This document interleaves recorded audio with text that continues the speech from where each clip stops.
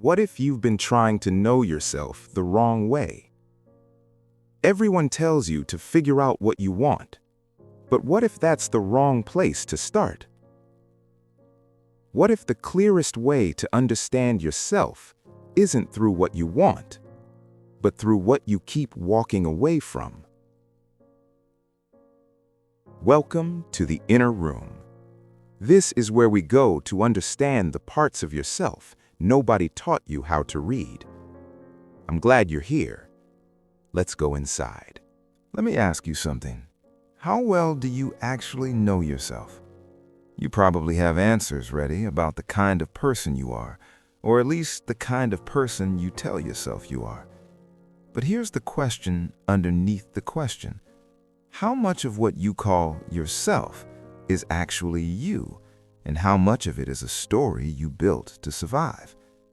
Most people spend their entire lives practicing a version of self-knowledge that never gets them very far. It looks like this: journaling about your feelings, taking personality tests, asking yourself what you want, trying to be more authentic. But psychology tells us something very different.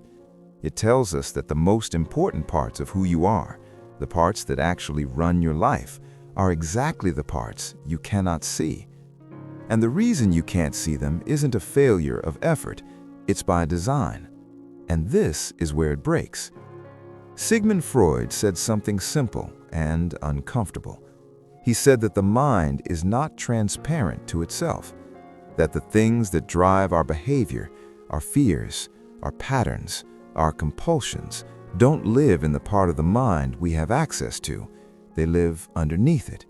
And to protect us from things that feel too painful or too threatening to face, the mind develops what Freud called defense mechanisms: denial, projection, rationalization, repression. You've probably heard these words, but here's what most people miss about them. These mechanisms aren't signs of weakness. They were survival tools. They were built in childhood when you couldn't process what was happening around you. The problem is, you're still running them long after the threat is gone. You're not defending yourself against your childhood anymore. You're defending yourself against your own self-knowledge.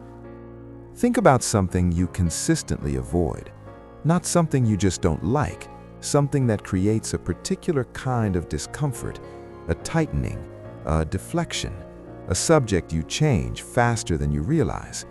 Maybe it's conflict. Maybe it's intimacy. Maybe it's being seen succeeding. Maybe it's stillness. Whatever it is, I want you to sit with this for a moment. What if that avoidance isn't random? What if it's a map? The psychologist Carl Jung developed a concept he called the shadow, the parts of ourselves that we have rejected, repressed, or never allowed to develop.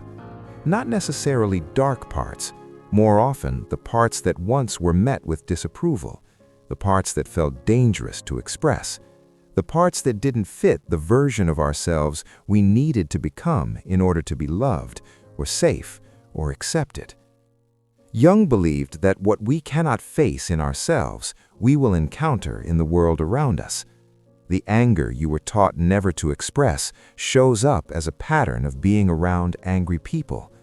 The neediness you learned to hide shows up as an inexplicable irritation when you see it in others. The ambition you buried because it felt selfish shows up as resentment toward people who succeeded.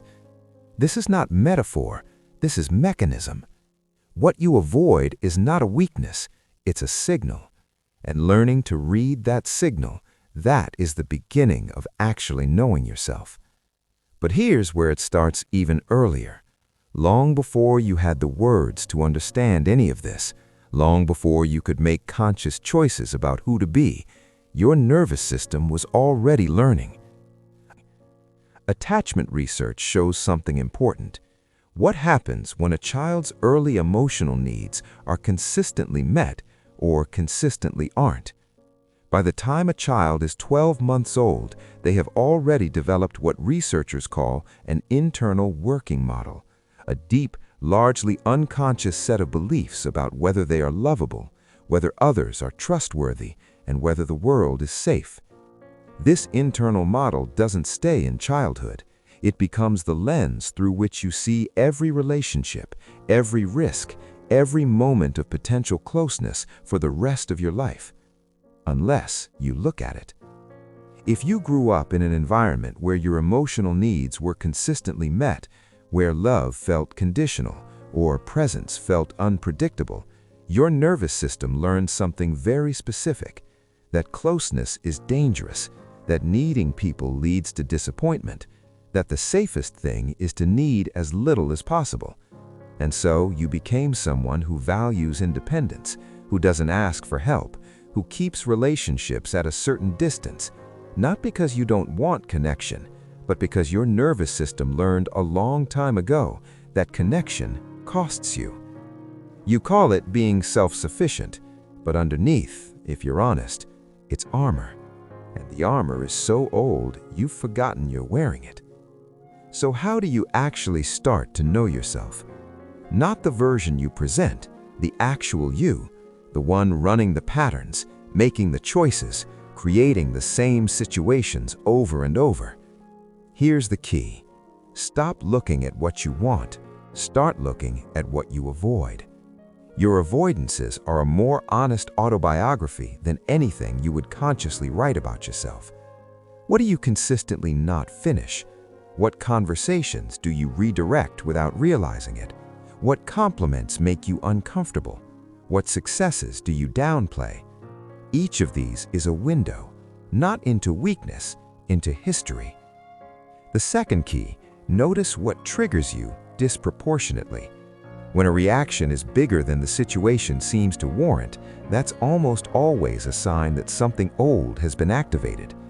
The colleague who takes credit for your work and you feel a rage that surprises even you. The partner who needs space and you feel an abandonment that makes no logical sense given the situation. These reactions aren't about now, they're about then. And every time you can pause long enough to ask, what is this really about? You reclaim a small piece of yourself from the past. The third key, and this is the one most people resist, let yourself be seen in the areas where you most want to hide. Not recklessly, not all at once, but incrementally, because the shadow has power in the dark. Every time you allow a trusted person to see a part of you that you have been protecting, the part loses some of its charge. It stops being a secret that runs you and starts being just a part of you.